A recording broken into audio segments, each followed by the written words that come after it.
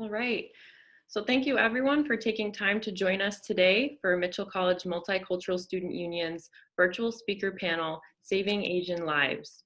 So my name is Kat O'Brien. I am the Student Activities Coordinator here at Mitchell and a Residence Hall Director. I'm going to be introducing our panelists who have joined us today, and I just thank them so much for taking time out of their busy schedules to be here. And I thank our students as well, specifically Kate Burnett, who has put this together during finals week, no less, and has really done an excellent job. And we're all really proud of you and excited to see kind of what can come out of this. So I'm going to start with Karen Lau. She is a senior at Norwich Free Academy.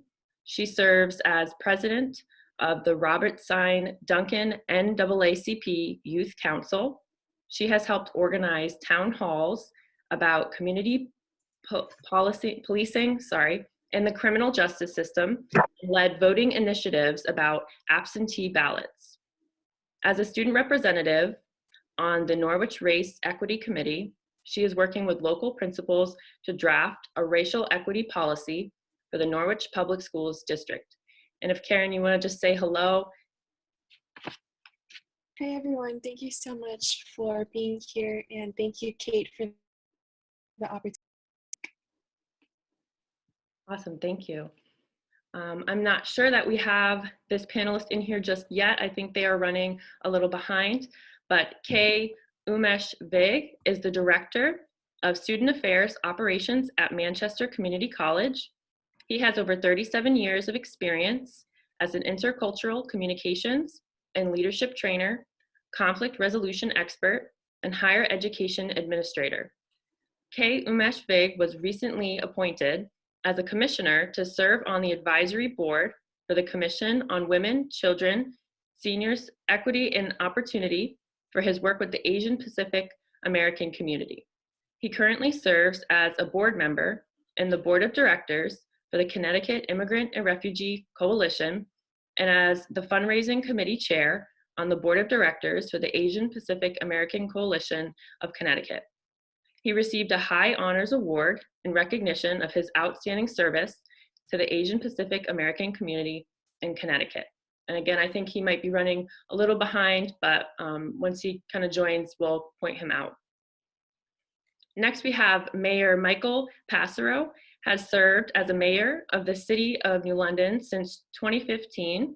He previously served 3 terms from 2009 to 2015 on the New London City Council, including serving as the first City Council president from 2011 to 2013. He earned his law doctorate degree from the University of Connecticut School of Law. Prior to becoming mayor of New London, he served 31 years as a member of the New London Fire Department and practiced law for 25 years with the law firm of John M. Creaney in Milford. I apologize if that was not the right pronunciation. Perfect, you did fine. Okay. Awesome, thank you for being here. Yeah, thank you for having me. It's a pleasure to be here. Awesome, and next on our panelists, we have Representative Anthony Nolan. Is in his 2nd term as state representative serving New London's 39th district. He is vice chair of the Legislature's Appropriations Committee and a member of the Education and Internship Committees. He was appointed to the state's Juvenile Justice Policy and Oversight Committee because of his law enforcement background and support and advocacy of legislation targeting racism and social justice. Anthony Nolan has spent his entire life in public service. He served with the U.S. Navy and currently works for the New London Police Department. Youth advocacy is a priority for Nolan, who represented children's interests on the Board of Education.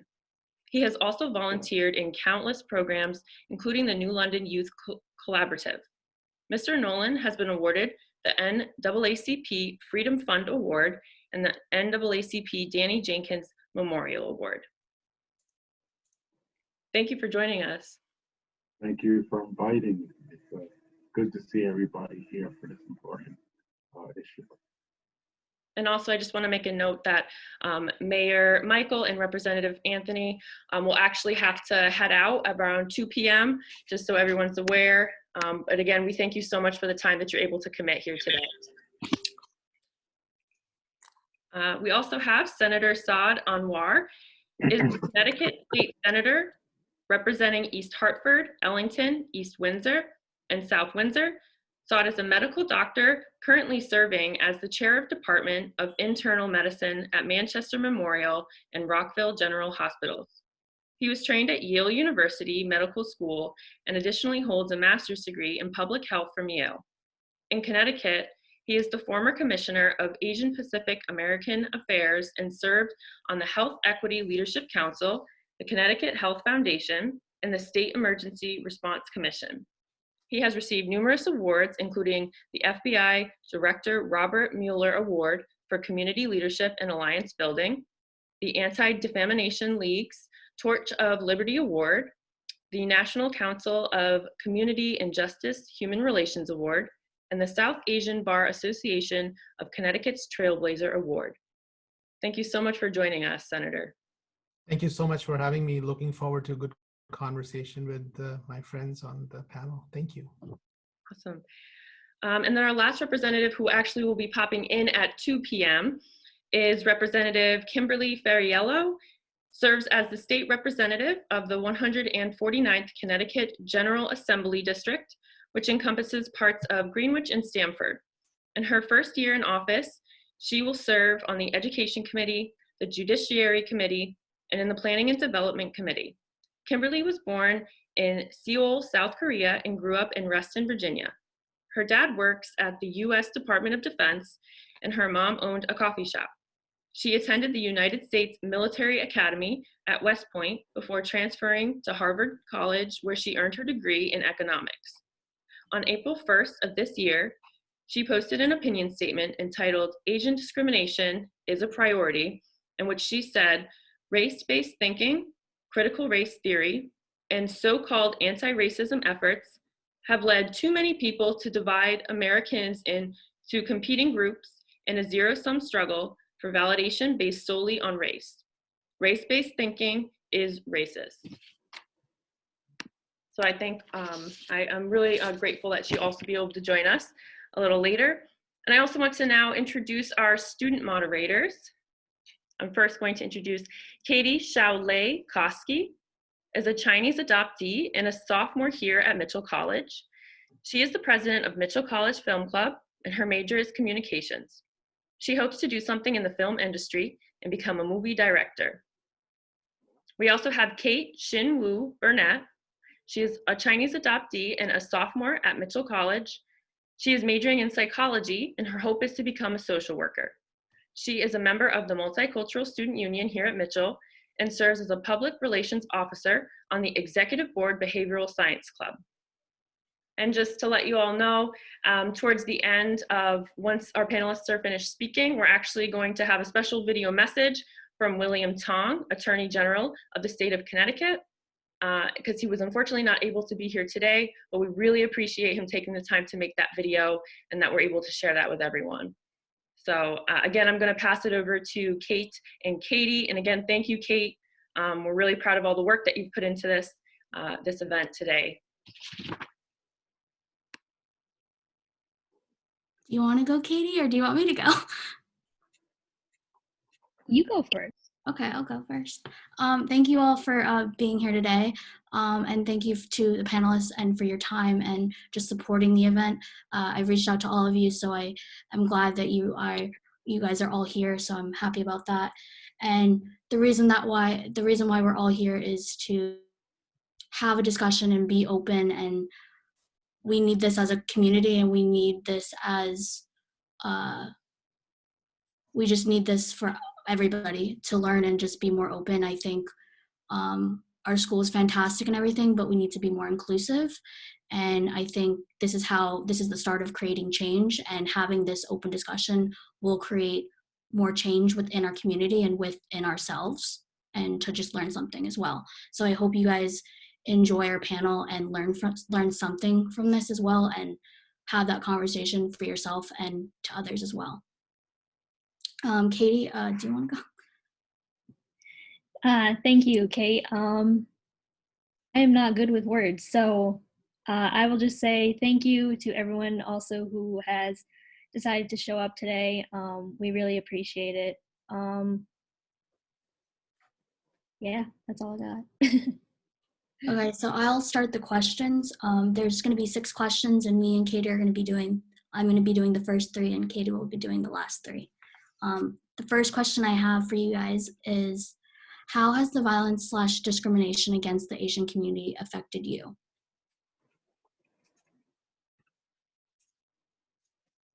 And who do you want to go? Allow me, Kate, maybe I can start and others Yeah. can join in. And well, first of all, of course, I'm also of Asian heritage. I was born and raised in Pakistan, and then Asia is well, the most populated continent, and people have immigrated to the United States from various parts of the world based on probability alone. The future will be more and more of people from Asia will be immigrating to the United States. So we have seen very interesting pattern in our history in the country, and which is painful. Part of it is pretty painful. We have racism part of our history, which has been against our Black and brown communities, but also there's been an Asian hatred, if you will, and policies that have been part of our history. If you look at the Chinese Exclusion Act, there was a law which excluded people from certain parts of the world, China being the one. And then we have the Japanese internment. That is part of our history. It's a sad part of our history where American citizens who were actually willing to take up arms to protect us were put in internment camp because of their heritage alone.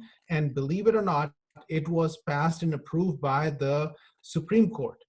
And that's been part of it. So this is part of our history and a sad part of our history. But in order for a society to move forward, we have to recognize the faults and faults of the past and move in the right direction. But unfortunately, there have been elements in our society which continue to identify ways of dividing us and in separating us and in using that for political purpose.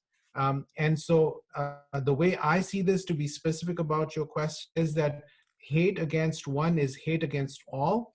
And as soon as we break the solidarity, that is the time we actually bring and unite together to become a force to unite with each other and have a solidarity for each and every one of us. And that is what this country is about. That is what the community is about. And then that is why all of us today are making this statement just by being here with you in this conversation, but going forward in policy arena as well. I'll stop here. I'm sure my colleagues will add more to this. Thank you. I definitely will agree with the senator in regards to that.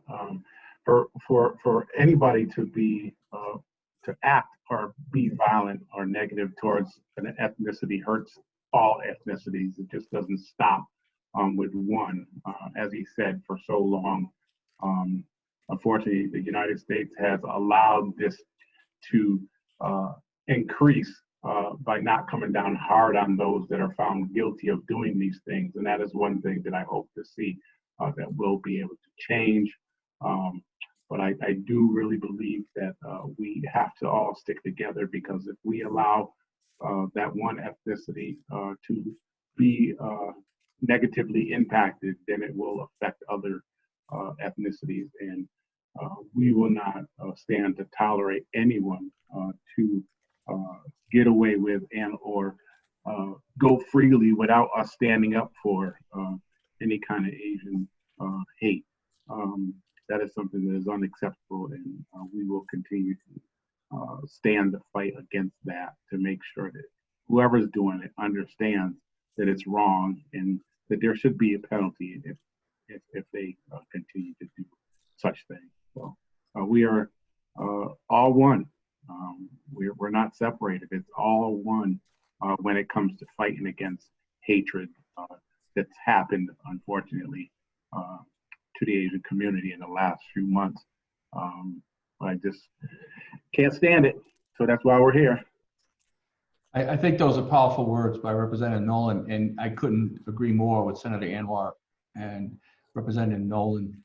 From my position as the mayor of a really diverse city, which is a wonderful thing, it's really affected me mostly from an awareness point of view, especially since the shooting rampage in Atlanta. So we're a year or more into a really, really deep evaluation of our equity and inclusion issues here in the city.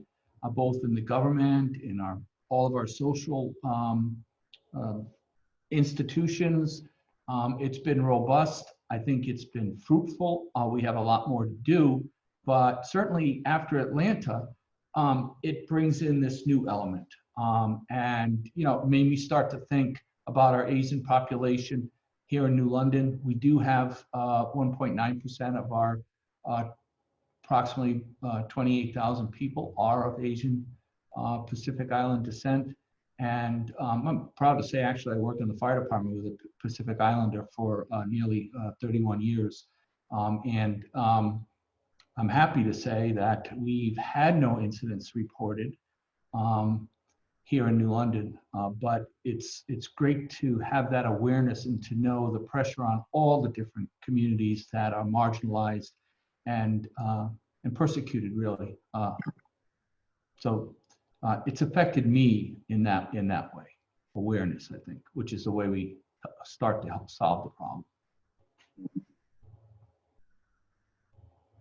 I remember going to school the day after the Atlanta shooting that left 6 out of the 8 victims were Asian American. And I remember looking outside and the flag was at half-mast. And going to all of my classes, and it seemed that I was still invisible, that people were not talking about the hate crimes. Maybe they wanted to, maybe they were posting on social media about what had happened in Atlanta, but nobody was saying anything to me personally. And I remember my teachers were really supporting me during that time. One of my teachers, Mr. Floucher, who teaches European history, spent an entire class talking about the recent hate crimes against Asian Americans, about how racism affects all of us. But I will never forget the moments throughout the COVID-19 pandemic where the racist rhetoric by the Trump administration has led to increased hate crimes, over 150% increase in hate crimes, over 3,800 reported incidents of hate crimes, specifically against Asian women and elders. And for me, I worry as the child of immigrant parents. My parents immigrated from Guangdong in 1980. They do struggle with discrimination at their employers when customers are racist towards them, but they can't retaliate. And I worry about my grandparents who are elderly and live in New York City and in Boston. And every single time there's a picture of a grandmother or another elder being attacked, being brutalized by vicious people who are racist and targeting them, I see my grandparents and I worry about them.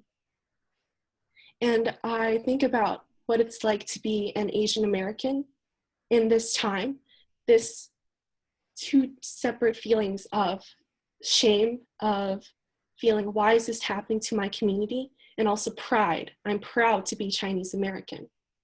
But when these incidents have been happening for over a year and people have been silent, it does make me very frustrated, but I'm glad that there is a silver lining because people are realizing the struggles that Asian Americans face, especially at my school, NFA. There's only 2 Asian teachers in the entire school, but we have a huge population of Chinese students, of Asian Americans, international students. We're finally coming together and talking about racism, talking about hate crimes, talking about how hate crimes are prosecuted. And also there's been a lot of solidarity between the Black community and the Asian community. Throughout last summer, we saw people of all different races coming together at marches for Black Lives Matter, against police brutality, to fight against systemic racism. And because of that, I feel a sense of hope that we are going to tackle these issues of Asian American discrimination, especially in our government. We've seen Senator Richard Blumenthal with the No Hate Act, and people like Senator Grace Meng and Senators Tammy Duckworth talk about these pieces of legislation, stop hate crimes, and to make sure that when they happen, that they are reported and that the perpetrators are punished.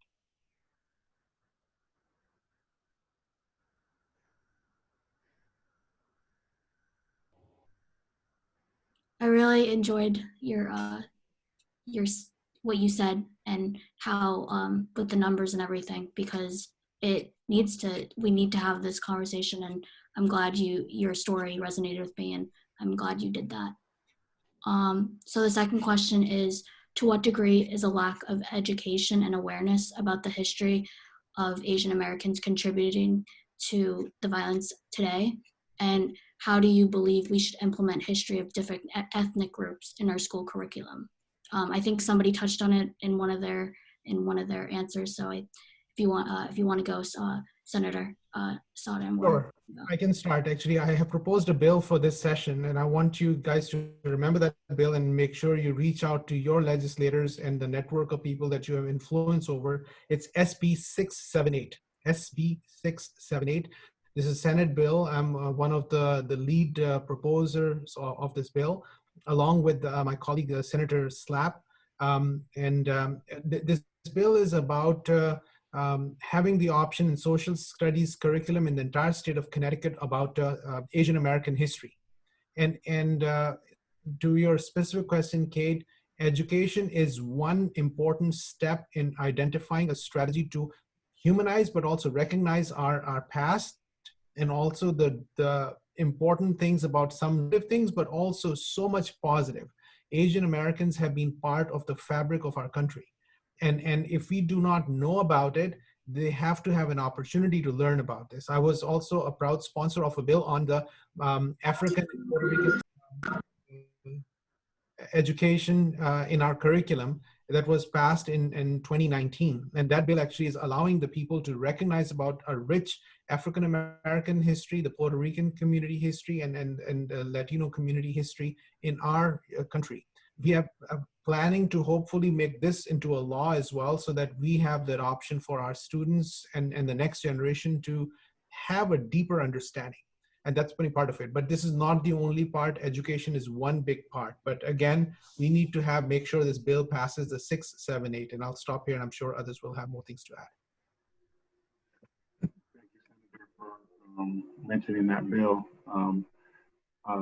I have that on the list of things to sign into. I know I had signed into HB 6619, which also includes similar language for Asian American studies. And I will definitely get to your bill and also co-sponsor that bill. I think that is one of our problems in the educational systems that we have. There's the lack of education in Asian American studies, just as we had with the African American Studies bill that we put in last year. There's a few ethnicities that are coming to light now that people are requesting to be added, like the Native American studies also. And I think it's important to also include these studies so that people can have an understanding and know the importance of ethnicities, because you don't know what the importance is, because we've been taught so little and or the wrong thing about the ethnicities that we've grown to become accustomed to or relate to. We have a strong relationship, I believe, with Black Americans and Asian Americans. And the education that we get does not tell the whole story in regards to either of those ethnicities. The problem in with the lack that there is of that definitely needs to change, and it needs to grow, and we need to keep fighting for it. So I ask people to contact your legislators and contact your federal legislators to make sure that there's movement in this, because it is time that we stand together and fight to make sure that these things are added to the curriculums that we have in our education systems. And I don't only mean K through 12. These things need to be added into our higher education systems also, to ensure the understanding and ensure that people can find out by having the option to choose to learn about them, instead of hearing it from just heritage or from things that we all of a sudden fall into because something else goes wrong in some other area. So enough of that. The United States has gone too long without the necessary education.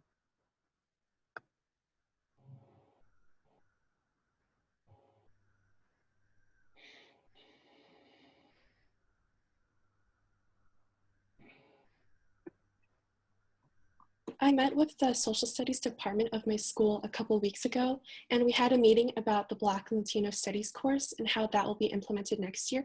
And I'm excited to say that there will be 2 full classes of that course. But I do agree with Senator Anwar and Representative Nolan that we need to incorporate more races and ethnicities into the history curriculum, especially Asian American history and Indigenous studies. I remember last year in my AP US history class when the teacher was going over the Chinese railroad workers and the Chinese Immigration Exclusion Act. And I remember looking behind me to my friend Ruin and my friend Lulu, who are both Chinese American like me. And we just gave each other a look like, okay, this is the one moment in US history class where we're finally talked about. This is our time, this is it. And from then to the end of the year, the only other time that Asian Americans were mentioned were the Chinese immigration workers and all Japanese internment camps, and how the treatment of Japanese veterans in World War II, how that was made legal by the Supreme Court, like Senator Anwar said, and also how the Japanese veterans, the volunteer veterans, were the #1 troops, but they weren't treated the same when they came back after the war. So I totally think that the US history curriculum has to be changed, because Asian American history is American history. We can't just teach one line of history. We have to incorporate a social justice lens. We have to look at the achievements of different communities, especially currently with Andrew Yang running to be mayor of New York City, with Councillor Michelle Wu running to be mayor of Boston. These amazing Asian Americans making history all across the US. That should be taught in our schools. And I'm very lucky to go to NFA, which has the Slater Memorial Museum, and they also have an Asian art gallery this year. So the students here at NFA will be able to go to that gallery and to learn about Asian art and history. But I know that other under-resourced schools do not have that chance. They might not have an Asian Cultures Club or a Chinese National Honor Society. But as students, we need to advocate for changing our history, because we do have a voice in how it's taught. And if we don't like the curriculum, then we do have to, like Senator Anwar said, support bills SB 678 and to advocate for an increase in our history and in our curriculum.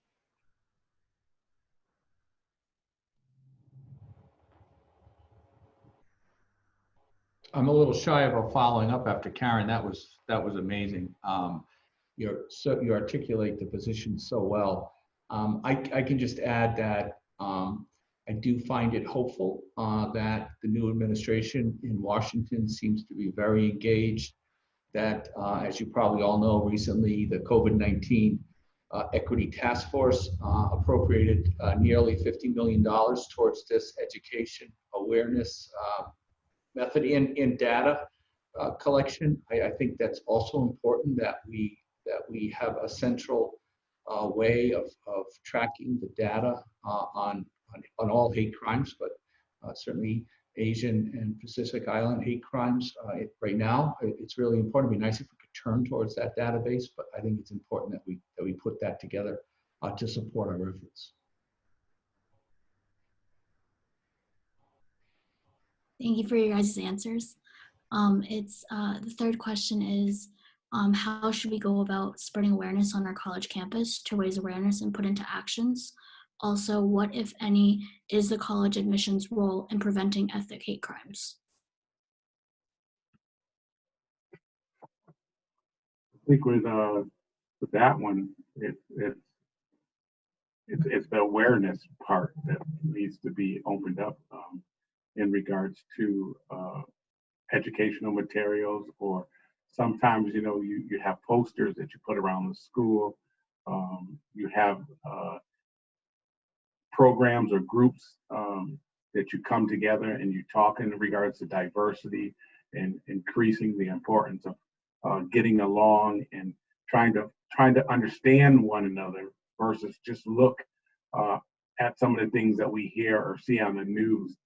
It's best to have some kind of talk groups so that you can get to know one another. You know, one of those get to know one another days, and you meet some days during the month, and you find out about those you go to school with, or even sometimes in the workplace, those you work with. Sometimes we need to do that in legislation. We don't do that enough in legislation. We don't find out about one another. It's always politics, and that kind of stuff does not help at all. So I think it's making sure you have awareness with maybe the schools can do some type of advertising on their school TV channel, or in the newspaper article for the school, and even sometimes for the town, the day newspaper might need to start putting some kind of advertising out there to show a relationship and some support in regards to the different ethnicities that are in our communities. I think that is one of the biggest way to try and help close that gap that we so much need to close, to get the awareness out there, to make sure that people understand how important it is to get along and not hate, and that if you dislike something, then you can speak about the dislike, but it has the hate part has no it doesn't have a place here in New London, and we don't, and other parts of our state that we want to see. I will just add a couple of other thoughts as well. I agree with Representative Nolan. So for a community in a college environment, it is creating the culture and creating an environment which is focused on inclusivity and celebrating the diversity, but also having inclusion of the community. Now, I will say a couple of words on inclusion and a definition of inclusion in a second, that I think I heard one of the most beautiful explanation of inclusion that I will share with you in a second. But before that, as I talk about the culture, that culture includes celebrating the diversity, but also anyone who is going to cross the line, having zero tolerance for that. And I know the fact that President Espy is right here, your faculty is right here, is basically saying that we as a college are going to stand united with our Asian American students. They are part of our body. And this part of the body is just like any other part of the body, one part that works collaboratively. I think having that message is very critical. Now, how do we do it at the level of the state? How do we do it at the level of the town? And then I think that is where we have to have a similar mindset, but expand it to a broader scale. And then where we say that we are going to be inclusive in our town, and you are blessed to be in New London with a leadership like the mayor, who actually has been working on these efforts for a long time. And then moving on to the state, that is when it becomes a little bit more challenging, because there are parts of our state where individuals have not had the experience of living in an inclusive society. They have been too much focused in identifying with no diversity, if you will. And then with the challenges of our economy and the unfortunate last 4 years where it became okay to say certain things, think certain things, and culturally make it normal for people to celebrate hate, God forbid. That's what has happened, is part of our challenge, our collective challenge. How do we put that genie back into the bottle? How do we get rid of that? And in my mind, there's a law enforcement part to that in the state level. And the law enforcement part of the state level requires us to strengthen the hate crime bill. We have that. We have a strong hate crime bill in our state. And we also, I actually have proposed another bill, SB 122. And that bill actually is talking about a state force dedicated to identifying organized hate groups, because hate as an individual is through the media and the lone wolf mindset that people can get. They listen to same story, same thing, and they start to have the hatred. But when it becomes organized, then the state has a responsibility to have a prevention and protection for that.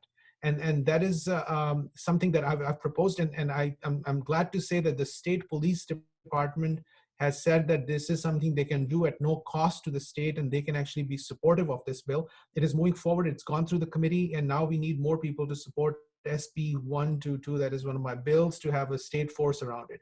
Why do I say that? Why do we need a state bill? Because in the last 4 years, the former president had made it pretty clear for the federal law enforcement to look the other way if there was an organized hate group in the United States. And believe it or not, that was what it was said. You ask the federal authorities and they would tell you that they were told that you cannot look the other way. My concern was, how can we have organized hate flourish in any community and look the other way if the federal government is going to keep changing back and forth? We need our state to be there in front and center to make sure that these organized hate do not find comfortable home in our state. And that's part of that bill. I'm hoping to be able to make it into a law. And now back to what I said about the inclusion as a definition or a understanding.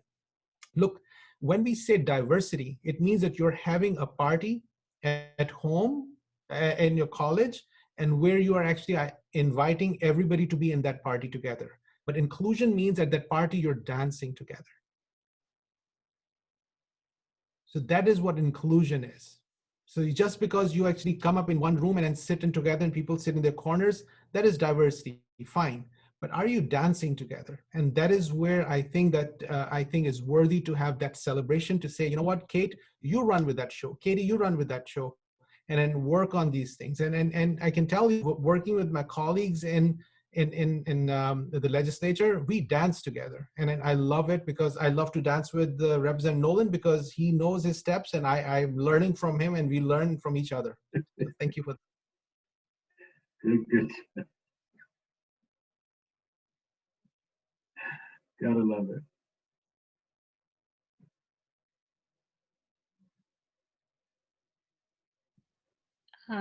Kate, do you want me to say my questions now? Oh, did you guys want to add to Senator Anwar's answer, or? I'll add. I think that a big change that college administrations need to do is change their hiring. And specifically, they need to diversify their hiring and make sure that they're actively recruiting professors, educators, faculty, and staff of color. They need to have committees for interviewing that are also diverse, have at least one person of color on the interviewing committee, so that the faculties at colleges are diverse, so that college students, when they walk into a classroom, they see themselves represented in their teacher and have that bond, that cultural connection. And I think that when students who are so amazing, like Kate, Kat, and Katie, organize events like this, colleges need to support them and need to stand together. And I'm very grateful that Mitchell College is doing that. So you just gave me a great segue, Karen, because I'm going to yield my time on this question to a wonderful partner that I'm proud to say I've been a partner with her before she moved to New London. So Dr. Espy, I think this question is more for you than for me, because my time on a college campus in the last 40 years or so has been limited. Thank you. No, I mean, I think, Karen, you said it exactly right. You know, it's how do we create a culture of, I like to use the word belonging. And I love what the senator said about dancing together. That is exactly right. Because you can have everybody of all different races, ethnicities, etc., that are represented, but they never connect together. It's not going to work. So for me, obviously being a college administrator, it really is trying to do what you just said, hiring faculty, staff of all walks of life, racial, ethnic diversity, to become a part of the community. And then I think being really intentional about how the community responds to a wide range of different things. So as a new person coming into Mitchell, I'm 9 months in, and I'm pleased to see that we do have some things, but definitely my goal is to create more intentional paths. So there's a part of our policies and procedures and how we bring on diversity hiring. I just recently had a conversation with our HR manager about like what is the specific and measurable goals and objectives for how we get here. It's easy to say we're going to do it, but if we don't have specific and measurable goals, it's never going to happen. And so we're really working on that. And I think it's we represent the different cultures, even in our I said our website, in our admissions materials, across campus. I mean, it's very important that people see people like themselves. And it's not something that's sort of over to the side, tucked in a corner, but is straight directly where it can be seen. So, I believe that Mitchell College is becoming, and that we're moving in that direction. The college has made some great strides over the years. So I certainly want to salute my colleagues that have been here a lot longer than I have. But there's always much work to do. And I believe that this community is committed to doing that. And I'll certainly make sure that that happens with our team here. But such a great question. Thanks, Kate and Kat. Kat, it's really important that you guys recognize that when you do things as this, it means a lot to us. And also, we can't do what we're doing without you guys. So you guys have the voice, and you guys are going to be taking over for us one day. So that's why it's even extremely more important for you guys to use your voice, and that when when you don't, thinking that we're not listening is something that I hope that you can clear from your minds, because there's a lot of us in the legislature that will listen to you if you send us information, or if you reach out to us, or if you invite us to things, because we really believe that a lot of the things that we should be pushing are a lot of the things that you guys are thinking but sometimes don't say to us. And that is real important for you to do, to, even if it's just for us to read it, and we might not be able to do it the same year, but at least plant that seed for us so that we can have the research done on it, so that we can bring it to fruition if we need to, in a not so distant future. You guys are important to us to do that. And I have to add ditto to all that on the local level. You should not forget that you have a partner here in the city of New London with the local government. And I am extremely proud of, our city council is not only diverse. I mean, you can see that by looking at them, but what you don't always see, but if you attend a meeting, you'll realize, that it is also, as Senator Anwar says, it is also inclusive. Yeah. They work together. They work together to achieve these goals. It's a struggle sometimes, and as we all know, these conversations are difficult conversations.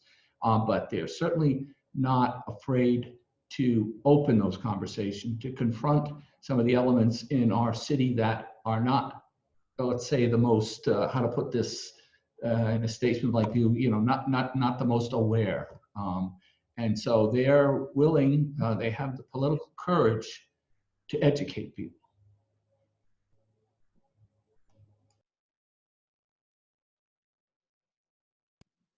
Kate, do you want me to go?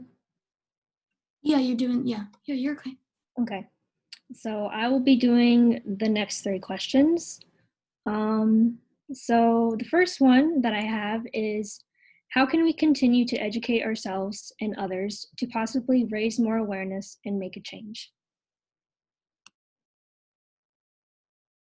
I think that starts with some of the legislation that we talked about, that Senator Anwar put out there. Making sure that we make the changes in our education for higher ed and for K through 12. I think that's the first place that we can start. One of the most important places that we can start, because for kids to grow into understanding, the do's and the don't do's when it comes to having a relationship with other people and being able to disagree and agree without using negativity or hate is very important for kids to learn. If we can get kids to learn that and follow it, I think a lot of adults will pick up on that, even though it should be the opposite, where adults learn or show a certain behavior. But I've come to learn that a lot of the behaviors that change adults are some of the behaviors that some of the gooder or better behaviors that we see in our children, even though it should be the opposite way. It is important for our kids to learn and be able to show ways as they're growing so that adults can see that, so that adults can do the same thing sometimes. It's very important. But I think making sure that we have the education and the change in some of the legislation to ensure that the opportunities are there, very important. Thank you. I'll just add another perspective on top of what Representative Nolan has said, and I agree with what he's saying as well. I would say that it's important to become your brothers and sisters' keeper. That is like a very important thing. That, look, if anybody's going to attack somebody who's outside of my immediate identified community, I have to stand up for that. If anybody attacks my African-American brother or sister, I should be next to them or arguably ahead of them to protect them. If somebody's attacking my Latino brothers and sisters, I have to be ahead of them to protect them, because it's not because because I'm trying to create a bond. It's because it's the right thing to do. It is part of who we are as we define ourselves. So, and if only Asian Americans stand up and say that I'm going to be there for the Asian Americans because I'm an Asian American, that's not fully right. It should be all of us standing ahead of you before anybody could say. And you say, you know what, if you want to attack my brother and sister from another community, you go through me. And then you really make sure that you mean it. And that's what a society is. And that's what we have to strive for, because you are part of me. We are all part of each other. And if you're part of each other, then if any part of us hurts, all of us hurt. And then we have to live it completely. And that's, I think, is very important for that thing to be in our immense into our being and actions and words. I just want to say thank you. These are all like very powerful answers, and they're really touching for me. Like they're speaking out. So just thank you. But if anyone else wants to add to that question.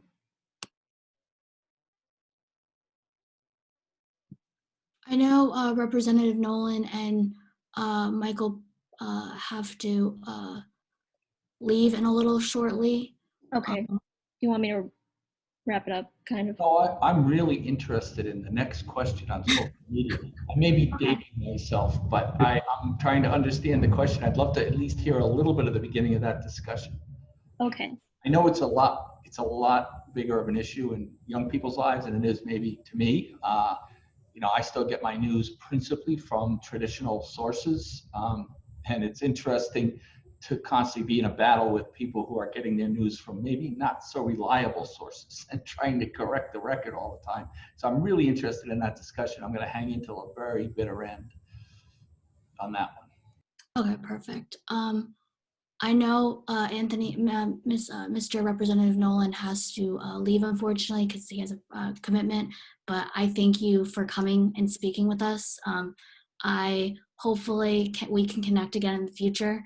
And I just thank you for your time, obviously, and I had a great time meeting you, and yeah.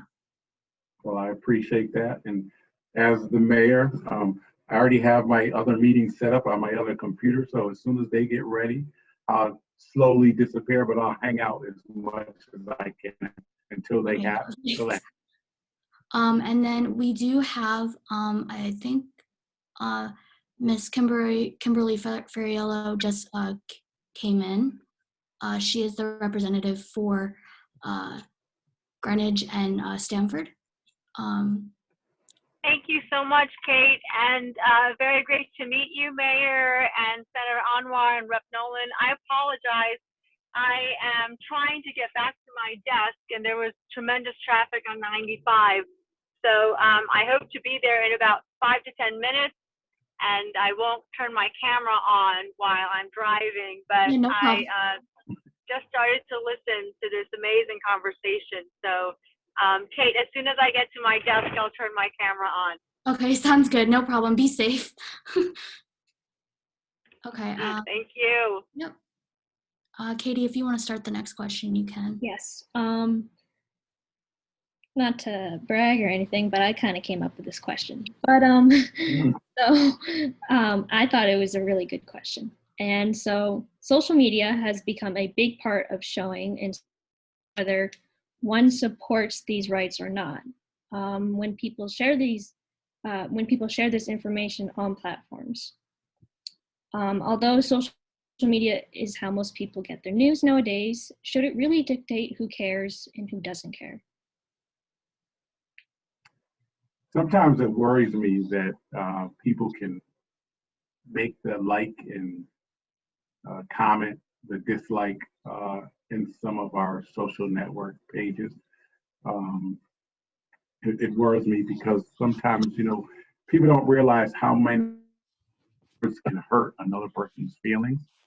And when you're putting negativity on a post that is not intended to, is not directly intended to hurt anybody else's feeling, but when you decide because you're in a bad mood that you want to put a bad post on that page, and then you open the door for hurting somebody's feelings, which could go into or lead to some type of depression, and then also be intertwined with mental health issues. And some people have a hard time or struggle with that. And for those reasons, I sometimes worry about being able to like and make comments of dislike. But at the same time, I try and understand that people have the right to have an opinion.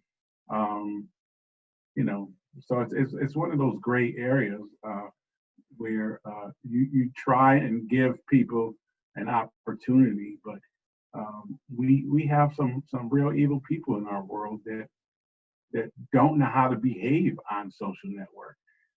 It's almost like we need a button, another button besides the like and dislike, to say goodbye and not have that person,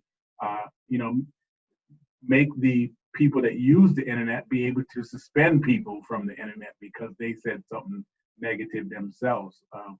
So I'm hoping to see a change from Facebook or any other social network providers that has a button where you can report things that are negative or inappropriate that create some kind of emotional harm to people, so that they can look at it and remove the person for a period of time until they learn the lesson. That's my feeling about it. Yeah. I will just add a couple of thoughts as well. Again, a good question. You're right, Katie. It's a good question. And I think this is also the question of our times. The reason is that social media has allowed us to dehumanize others. Yeah. And the challenges are increasing. It is a way of communication. And just like any way of communication that it started, whether it was radio, TV, or other means, there are messaging, and those messages have positive things that people can take positive, and there are negative things that can happen. So in the social media, we're seeing an interaction where there are positive things that are happening, but there are negative things that are happening at the same time. People are able to organize themselves around an issue, but then they're actually starting to create their echo chambers. Those echo chambers, they actually increase their views and passion around those views without having a counter argument, because sometimes you move away from a person that you disagree with because you have that choice. You want to listen to the radio channel that you like, and you turn off the one that you don't. And that's what's going on, is that you're stopping to listen to views on issues. And as soon as you do that, you just have one perspective. And as you have one perspective, you actually have an echo chamber that we have. So all of us, rather than broadcasting, are narrowcasting to each other. This narrowcasting is allowing us to have strong views without even humanizing somebody that we disagree with. And that is actually a pretty scary situation that is propagating in our communities, in our country, but in the world. And how do you counter that? And one principle is that you try not to say anything on social media that you would not say to a person if they were right in front of you and you're looking at their eyes. And I think that is probably how I am going to learn myself. I'm not good at it. I'm a passionate individual. We serve in the community because we are passionate. And when you disagree with somebody, you are passionately disagreeing with them. But think then we sometimes cross the line in that passion. And I myself am a person who's crosses the line at times. And I then reflect and I say, would I have said that to that individual if I didn't know and I did not know them? And I realize I do make that mistake. So I'm also work in progress around this, but this is something that we will all have to learn to say in our minds, am I going to say this to my friend if I was standing in front of them, or a person I didn't even know? And if you want to see the social media challenges, come to my face. There come very interesting people who write a lot of interesting things to me. And then many of the times you smile and you're sorry, and then you realize that we have a problem and we don't have a solution for this at this stage. I think that is a huge thing that we have to fight every day, because I find myself being passionate about things, and then someone says something negative, and I have to catch myself, just as the senator said, just for the fact of not wanting to invite anybody that tries to be negative or a Debbie Downer in regards to whatever the issue is. If you don't like it, say you don't like it, and let's leave it at that. Let's agree to disagree. But when you pour on it's like pouring on lighter fluid to fire. You fan that flame a little bit bigger, and people create a reaction that they can't handle sometimes, and then it just makes things worse. So it's a work in progress for me sometimes also. Maybe if I could add to that too, Representative Nolan and Senator Anwar, is the question is so great. It's asking, is being on social media and making a point on social media really showing caring? And I think ultimately, this whole forum that Kate and the students put together is about how do we create a caring community that in reality, in truth cares. And social media is perfect. Sorry, you're breaking up. You're breaking up. I'm sorry. No, you're okay. That's just being really a big person and get their community. You're still breaking up. I'm sorry.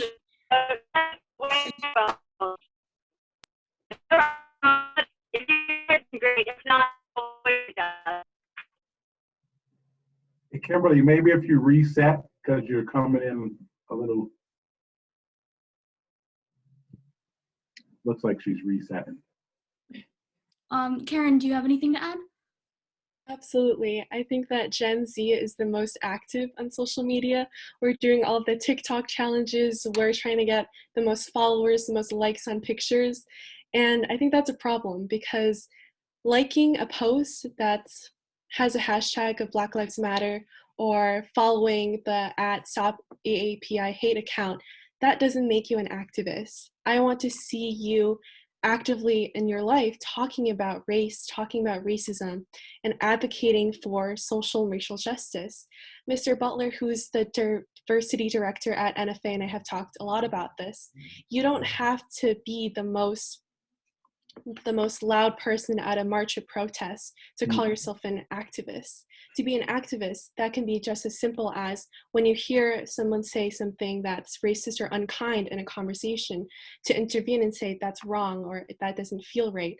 And for the young people who have bought into this trend of being a social justice activist on Instagram and who have gone to all these protests and posted the pictures on social media, that's great. But what are you still doing? What are you doing today to be a social justice activist? Have you been talking to your legislators? Have you been joining clubs like the Asian Cultures Club or the NAACP Youth Council? So I think that kids have to ask themselves these questions. Am I liking this post or following this person just because my friends are also being activists? Or is that something that really matters to me? How am I going to speak truth to power and put my actions behind my words? Because it's really easy to start an Instagram account, to repost a picture. I see many of my peers post on their Instagram stories these infographics all the time about racism, about all of these issues that affect the US. But I think that when all you do is post on social media, that's not being an activist. You have to take actions to be an activist, whether that's reading books like Just Mercy by Brand Stevenson, or watching documentaries to learn about mass incarceration or these issues. Those are actions that you can take. And I think that social media is so surface level. And I think that if you just want to be an activist on social media, that's a very cosmetic fix. And social media will not solve any of these problems like racism, injustice, and the hate crimes. Yeah, you said it. Thank you. Okay, so final question. Do any of you have advice for people who are scared to speak up but want to do something about these causes of racial injustice? I think a big thing to do is reach out to your leadership, your legislators, your mayors, your senators, your school staff, school president. Reach out to them. If you're hesitant or someone's very hesitant, those are the people that are in those positions to be that person. Even if you have to write it down on a sticky note and leave it for them. I always believe that educational, higher ed and or elementary to 12th grade, I always believe there ought to be a speak out box that people can put things in, that someone is responsible for going to make sure that things are okay on the campus, whether it's campus security or the campus guidance personnel. There ought to be someone that's available to check a box every day that comes in with literally messages from people with concerns, whether it's about race or whether it's harassment. There ought to be that box on every campus of education, no matter what the grade level is, so that people can have the opportunity to put something in that box that they're scared to say or fear saying out loud. But I really stress reaching out to the leadership in the community in which you are at the time, and or the school, higher education, or K through 12, and making sure that your persons that are leading that facility are the persons that are speaking about your concerns publicly, and or taking care of the issues that you might have or be falling into. I will add a couple of thoughts as well. So first of all, looking at the situation that you're in is going to be critical. If there's somebody actively harassing you or saying things to you that are not right, you have to stay safe, but also recognize the fact that you live in schools, towns, colleges, and a state where there are laws in place. So make sure if somebody is threatening you and you feel threatened, you report it to the people who are in the position of responsibility, and expect them to do what is right. And if they're not able to do what is right, then you reach out to the ones who can actually stand up for you and with you, and then help that person who's in a position of responsibility not taking that responsibility, and we can figure out a way for them to pursue other careers, whatever level they're in. That's one. Number two is with respect to raising the awareness around this issue, that is going to require you to have a comfort level to be able to speak about your concerns. And you should be able to have the conversation that we are having right now is part of you coming out of your comfort zone. Look, let's have a conversation on these issues. And I think that's a positive activity. And you live in a very responsible community. As again, I'm saying that you have the president of the college right here, you have faculty over here. So you are in a part of a community that cares about you. So you will be surprised that when you actually stand up for yourself or for some others, there will be support that you will get around. And the other thing is that look at every negative interaction as an educational opportunity. Nobody wakes up in the morning and looks at themselves in the mirror and say they are racist or they're haters. They don't. They are actually ignorant because they have had life experiences or understanding because of how they grew up and what they heard growing up and how they were influenced. So education and targeted education is going to be very valuable in those situations. And that's the part that we have to work on, is because we cannot exclude certain people from the society and expect the society to remain healthy. And if there are people, there are parts of the society that you cannot do anything about, and there is a way to address that. That's different. That's a law enforcement part. But overwhelming majority are educatable, and that's where the efforts need to be. And if you have interactions and you start to say, how can we make those interactions positive? And it's where you can have our faculties and others be a part of that effort to increase that understanding. And then thankfully, we have a safety net of groups and people and individuals who do this work and then who can help bridge those gaps. This is, again, a very good and powerful question.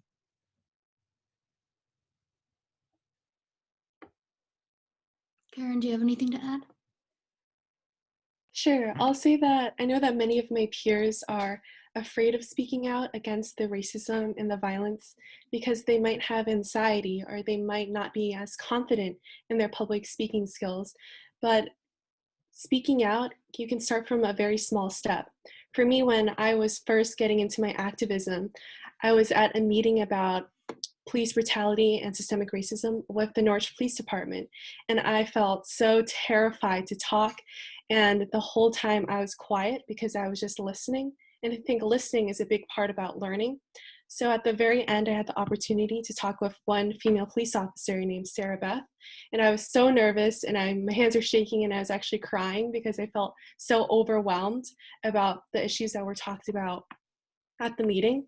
But that conversation and learning about her experiences as a police officer and then talking about racism and how race is an issue in Norwich and how the community can come together, that moment really inspired me to talk more, to give speeches, to join clubs. And I think for many of the youth, just ask questions. If you're not sure about something, talk to an adult. Like we have Mr. Butler, you can make friends with people who are also involved in activism, and that's a way you can speak out. Speaking out isn't always talking at a podium or talking in front of large crowds at rallies. It might just be asking a question or talking with someone. Thank you. And here is Kimberly Fariello. She is the state representative for Greenwich and Stamford, Connecticut. Thank you so much for your patience. Yeah, I no. apologize for the technical difficulties in my schedule, but I'm so happy to be here and just see everyone's faces here. Hi, Representative Nolan, and hi, Senator Anwar. I'm happy to join for the last question, which was any advice for students who are afraid to speak up? In addition to what Representative Nolan said and Senator Anwar said, I would say that, you know, please don't be afraid. And, you know, empowerment starts with ourselves. And I would say that a lot of the times when someone says something that's very hurtful or uses, you know, racial slurs or such, I try to tell my own children who have endured this to address it right away and in that moment. And that takes courage. But many times when you confront it in a way that's not so aggressive, but to say like, hey, did you mean to just say that to me? Or do you realize what you just said? I think it's moments like that that will also make an impact in shifting the culture that we live in that makes it okay to drop slurs against Asians or any race. And in addition to the more structural support that we want students to have, like Representative Nolan and Senator Anwar spoke of, I think, you know, each of us should feel self-empowered to have these conversations if you're feeling safe to have them, because it's those conversations that will shift the culture. So that's my thought on that. I think that's a great thought process in regards to that. You know, Karen mentioned something that's really, I want to be clear to everyone that just because we're in our legislator spots doesn't mean that it's easy for us to come before people and talk. I know I have a difficult time sometimes talking because of a little dyslexia that I have. And sometimes my words don't catch up with what my mind is thinking. And it makes it difficult for me to sometimes speak what I'm thinking. Um, uh, and I get embarrassed by that. So sometimes I don't get involved in a lot of speaking. And I've had to learn over the last couple of years that I had to, it's okay to write things down and read from things. Even though there's people out there that might tease you about it or say, oh, he reads from it, so he doesn't know what he's talking about. And I had to stop caring what other people think when I'm fighting for something that's right, or when I'm trying to speak up about something that is a concern. If I have to read from it, I'm going to read from it because I feel that passionate about it. And I always said, well, if the president can read from a teleprompter, I can read from an index card. So I for those who fear getting up in front of people and reading, I'm telling you, I have a big fear sometimes. It might not seem like it, but my legs tapping or my fingers tapping and as I'm speaking, because sometimes I'm scared that I'm not going to get out exactly what I'm saying, and then they're going to be able to use that in the newspaper or in a news article and make fun of me. I had to stop worrying about that. So if there are people out there fearful, I always encourage you to contact me so that I can tell you about how really scared I get sometimes. And if maybe we can do it together so that you can get your words across to help out. So just let us know. Thank you. Is your meeting starting soon? I just don't want to take up your time. They're on like a little recess. They're doing a little recess. Oh, okay. So you can stay for a little bit longer? Yep. Okay. Okay. I also, Kimberly, if you wanted to say a couple things, if you wanted to, since you missed a couple questions, I don't know, but yeah. Yes, well, thank you. I'm so excited that, this conversation was organized. I think if you follow me a little bit, you might know I really do think that talking is a real key solution. It's because it allows us to share something about ourselves, and it is also about listening. I often don't look to legislation for solutions for a lot of the problems that plague, our times right now. So what you guys did in organizing this talk is really the right, perfect solution, and we should keep talking. I was sort of prepared to go through the questions, but I don't want to, jump in and do all that. So I'll just say I'm grateful that you invited me. I didn't run to represent Asian Americans. In particular, I'm Korean American, but I know that my being there has that effect. And I am always open to being reached out to. I was so pleased when Kate reached out to me and we had, multiple texts and phone conversations. So I want to share my experience with anyone who's interested, and I want to be supportive to, all young people, and I'm proud to represent Asian Americans in our state legislature. So thanks for having me here. And if you want to hang out longer, I can do that too. But I don't want to take all the time at the end here, but thank you, Kate. Thank you for your words. It was, so we are going to be doing, I think Kat is going to share it, but unfortunately, William Tong was not able, Attorney General William Tong for the state of Connecticut, he wasn't able to come just because of prior commitments, which is totally fine. But he did send us a small video message in support of the event. So I think Kat is going to share it.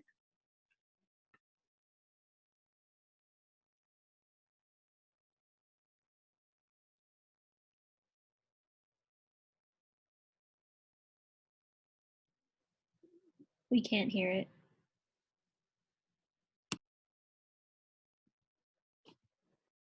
Is the volume up? It's Attorney General William Tong, and I want to thank Mitchell College, the students, the faculty and staff of Mitchell College, and Kate Burnett for putting together this important program about how we're going to come together and overcome and confront hate and bias and discrimination against all people, and in particular Asian Americans and Pacific Islanders. You know, people ask me, how does it make me feel? What does it mean to me that Asian Americans are being targeted right now? And it's really hard to put into words what it feels like to be hunted. Like when you walk out of your house in the morning, that there's a big target on your back. That's how it feels. And in the past week, you know, our country has lived through incredible trauma. You know, we relived the death and murder of George Floyd because the trial is ongoing, and we see the videos again and we hear the testimony. But then on top of that, we saw two videos coming out of New York City, one of a young Asian American man beaten up, unconscious on a New York City subway, and then an older woman pushed to the ground, kicked, and assaulted to within inches of her life. On top of that, of course, our nation is still dealing with the shock and trauma of the murder of 6 Asian American women in Atlanta.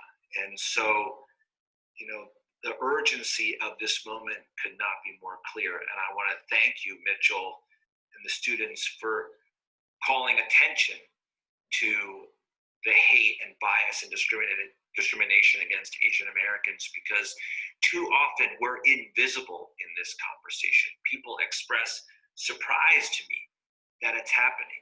And I say, why are you surprised? Do you not know the history of the Chinese Exclusion Act, or the beating death of Vincent Chin, or the Page Act, or the internment of 125,000 Japanese Americans, American citizens in camps on American soil? So thank you for convening this discussion, and thank you for helping to see us and making us visible and reckoning with history and with how Asian Americans and Pacific Islanders are being targeted. And hopefully with your work and all of us together, we can overcome this. Thanks so much. So we're going to open it up to some questions for the panel. If you feel comfortable, you can say it out loud, or if you don't feel very comfortable, you can also put it in the chat as well. And also just, I think there's a feature that you can raise your hand, so that way everybody gets their turn, so.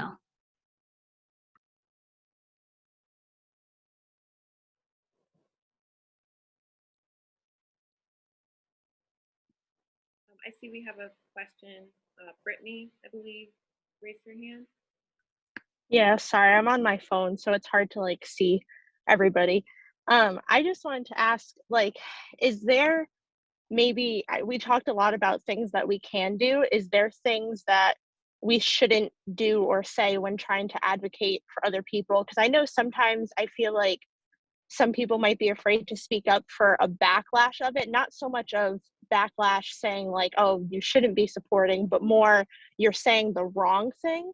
So I don't know if I'm saying that question correctly, but I just, what are some things that we should stray away from, or like things that we should focus on versus others? I don't know if that makes sense.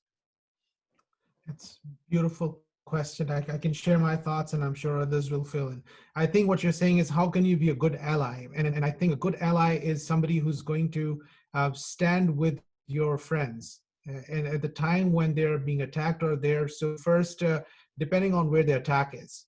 For example, as I think Karen had alluded to the fact that when she, when what happened in Atlanta, she came and she felt lonely because there was no ally except for the social studies teacher. That's like a classic example where the social studies teacher became the ally, but she was hoping that her friends would have been the ally who would have said, we heard what happened, and then we are there with you. We want you to know that you are not going to be alone, and you are our family, you are our friend.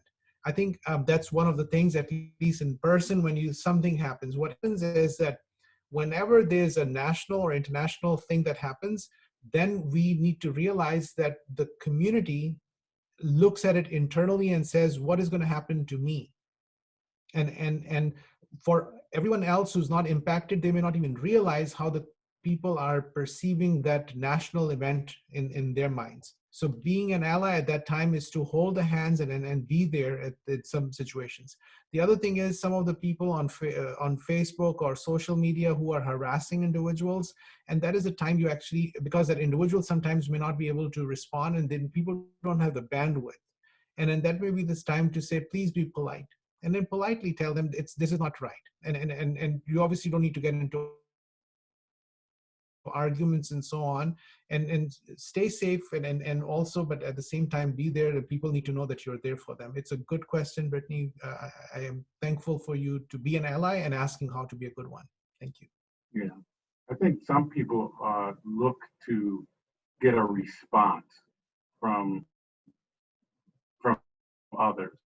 And when they feel like they can gang up on somebody, they think that nobody is going to say anything because somebody else might be intimidated that they're going to gang up on them. And I think that's the time for people to come in and talk more positive about something in regards to that person that's getting hated on. To add some comments in there if it's on social network that changes the topic of whatever's going on, to focus more on the betterment of the person, not the person doing the attacking. I would totally almost ignore what they're doing and try and enlighten the person that they're going at. I don't say not to say that what they're saying is inappropriate. I would put anything to anything inappropriate. I would tell them, I said, that's inappropriate. I don't even think it needs to be responded to. And I just wouldn't add fuel to their fire to let them entertain it. I think that's one of the things that sometimes escalate it, is when people fire back at them, basically, and allow them the opportunity to get into it a little deeper when nobody wants to hear anybody being negative or creating drama. Meredith, Thank you. question? Thank you very much. Thank you for joining us today. My name is Meredith Adler. I'm the Assistant Director of the First Year Experience here at Mitchell College. And I also get the honor to teach children's literature. I think some of my students are actually on the call. I think about diversity a lot when teaching children's literature. We've got Dr. Seuss, the controversy around Dr. Seuss, but I grew up, most of the books I read had white characters. And then teaching my students, most of the books that they read when growing up also had white characters. And now we have all these amazing new books. This is The Name Jar, about a Korean American. The Proudest Blue, which is about a Saudi. So many great books, but they cost a lot of money. And I was wondering if the representatives or Senator Anwad had heard any legislation to support schools purchasing these newer books that would bring more diversity to the elementary classrooms. I haven't heard of specific legislation. I know there is legislation on read. I can't remember the whole title of it, but there are some things that are in the education committee, I believe, that are geared towards making sure that students have better opportunities to read. But I don't have the specific language in front of me, but I can definitely get back to you or the president on that for a return answer. Yeah, neither have I. So that's Yeah. worthy to look into if there's an area of opportunity for some of those. Thank you so much for bringing that up. I'd be happy to send to your offices some studies that you might find interesting, because if grow up reading about different stories, Yep. it's hard for them to, you don't want the first time you learn about Japanese Americans to be the internment camps. Correct.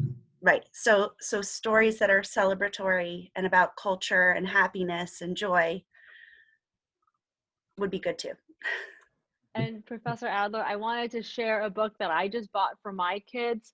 I'm sure people know that there is just this amazing movement of graphic novels. And this one is called When Stars Are Scattered. And it's a beautiful story about two brothers in Kenya. And it's heartbreaking, but the story is about humanity, about brotherhood, and sticking together and making it through tough times. But the setting is not anything that we'd be familiar with. But I do agree with you. Stories are the most magical and effective way for all of us to relate to one another. So, thank you, Professor Adler, for your efforts to bring, a broader range of stories to our attention. But I'll work with Representative Nolan to come back to you on an answer. Thank you. Kim, can you put that in the chat so they can have the name of the book and author? Yes, yeah, good idea. I'll do that. Does anybody else have any questions?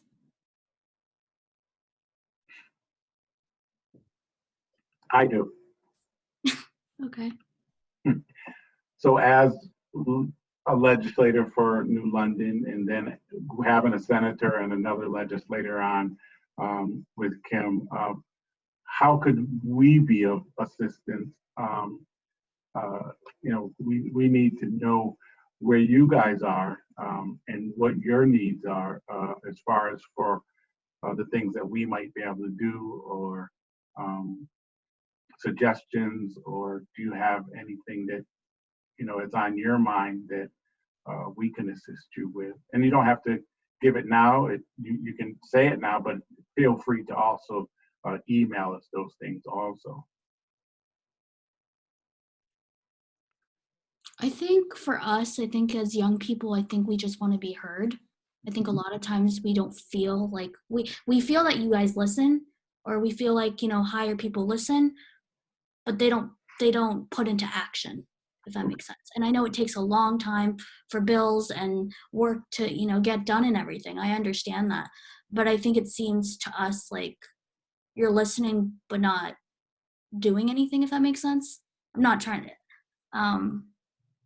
yeah. Karen, do you want to say something? Or Katie, do you want to go? Or okay. So I'm trying to say it correctly, but I guess it's sort of like we see that you guys put in the work and everything, but it's like, what type of other action can you do besides, I guess, maybe like public events or something like that? I think besides the policies and besides the bills, I think, yeah, that's my. Can I intervene? So I think what Kate is trying to say is that as like a government, as like a hierarchy, you guys definitely are showing people that you do hear us, and like you're not ignoring us. I guess what as people is that enough? Like, even hear us, and you're doing putting acts into place and having policies, like, is that enough? Like, is there more that could be done? Is there more that we should be doing? I think it's what Kate is trying to say. Would you like to see more town halls that you're involved in, or opportunities to speak with us publicly in regard to some of your concerns?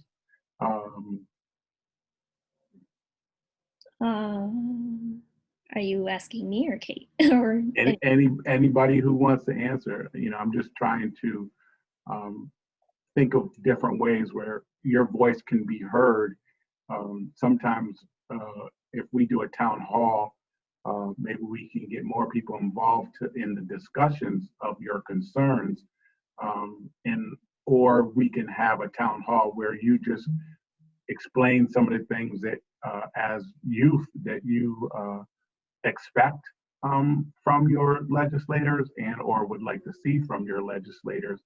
And, you know, we can comment back in regards to whatever those things are and have that open dialogue so that we are communicating more than we have, or that, you know, this is our first time meeting. So I hope that we can going to have something a few times a year at least to make sure that we're on the same page in regards to your necessities in higher education or in K through 12 that you think. Just trying to close the gap on whatever things that you guys might think that we need to step up on or listen to.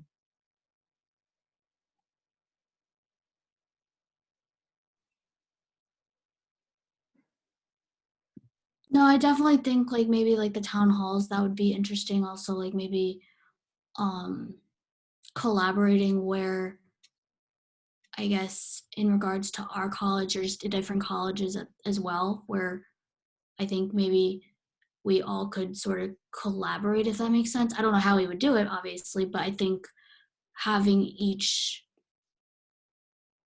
a table at each like regards, I guess, like using our opinions and using our voices, but at a table and sort of nice. I'm so I think I understand what you mean. yeah. Because there's a lot of things like criminal justice reform, systematic racisms, those things that we need to change in legislation that I think that we already might be on the same page about, but we just haven't discussed it yet. So opening that discussion, and I just remember where I remember Karen from, I think, an event we did in Montville. She was there, and I'm sitting here trying to think where I knew you from, and that's one of the events that we had that we got to put out to the community members how we felt about some things that were going on in our communities. So I think when we work together to do things like that, people get to voice their opinion, and it might open the door for those people that might be fearful of voicing their opinion in regards to having those conversations so that we can make sure that we're on the same page with you guys. Does anybody want to add anything?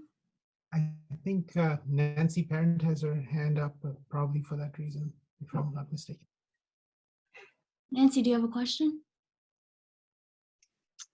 Hi, I'm Nancy Parent. I'm a faculty member at Mitchell in the Behavioral Sciences Department. And Kate and Katie, this has just been such a wonderful opportunity to listen and for us to come together as a campus community as well with our legislators here. And as I was listening to your question, Kate, I was wondering about sort of the cultural attitudes and behaviors that I think you're sort of pointing to, right? So there are bills and there are changes that could be happening at the higher level, but when it comes to everyday experience and interactions, at what point does that catch up, right, with the bigger changes? So sort of on the lived experience level. And I think what Representative Fariello talked about in terms of the importance of dialogue and sharing stories and having spaces like this to really learn from one another is such a powerful way to sort of for us to sort of lean into that, right, in a more intentional way. So I would encourage you to continue this wonderful initiative that you've done with the MSU, and students have an incredible power in your influence and your voices to lead in that effort with our support, with all the support that you do need from the faculty, from the administration. So I just want to extend my heartfelt support and thank you all for being here.